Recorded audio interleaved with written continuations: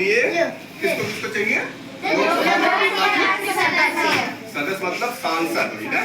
कितने? राज्यसभा के निर्वाचित कितने? 200। ये राज्यसभा के सदस्य क्या है वर्तमान में, लेकिन हो कितने सकते हैं? लेकिन निर्वाचित कितने होते हैं? 233।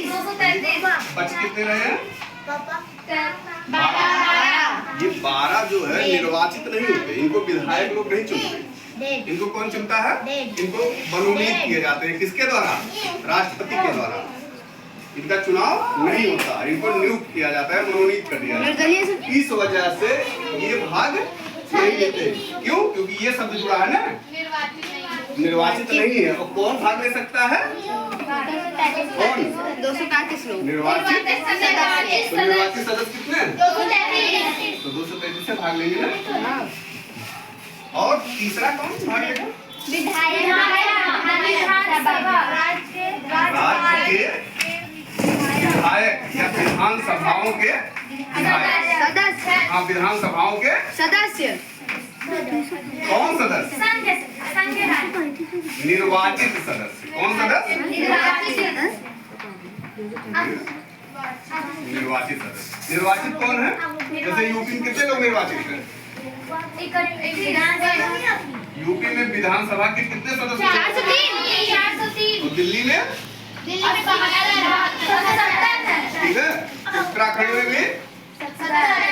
ठीक है। ऐसे ऐसे पूरे भारत में सदस्यों का चुनाव होता है। ये सब मिलकर लगभग 3,500-4 हजार के आसपास होते हैं पूरे राज्य में मिला के, ठीक है?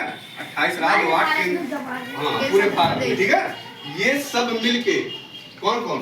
लोकसभा के निर्वाचित सदस्य, राज्यसभा के निर्वाचित सदस्य और राज्य के विधानसभाओं के निर्वाचित सदस्य, ये सब किसका चुनाव करते हैं मिलकर? राष्ट्रपति का। अब कन्फर्म। और इनको हम लोग डायरेक्ट, देखिए इनको डायरेक्ट चुनते हैं, इनको भी डायरेक्ट चुनते हैं। इनको कैसे चुना जाता है?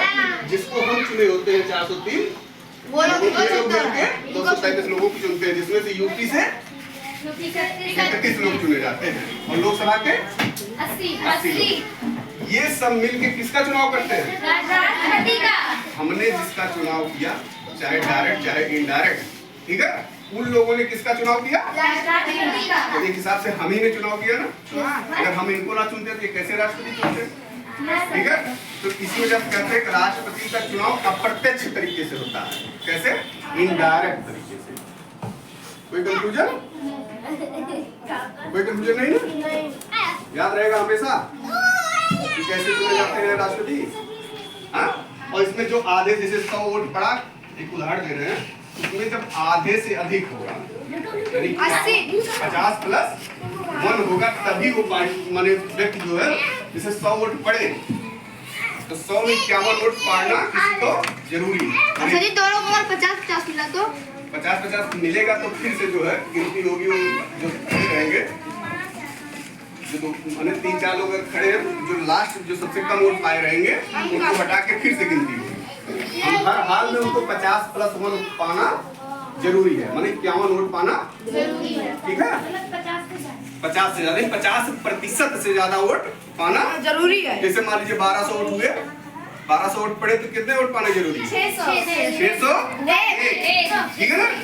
इसी तरीके से मान लीजिए 6 लाख वोट पड़े या 6000 वोट पड़े तो आधे से 3001 वोट, यानी 50% से ज्यादा, ठीक है? और जिस समय द्रौपदी मुर्मू जब बनी थी राष्ट्रपति, तो 66 या 67% वोट प्राप्त हुए, ठीक है ना? हाँ, 2022 में बनी थी।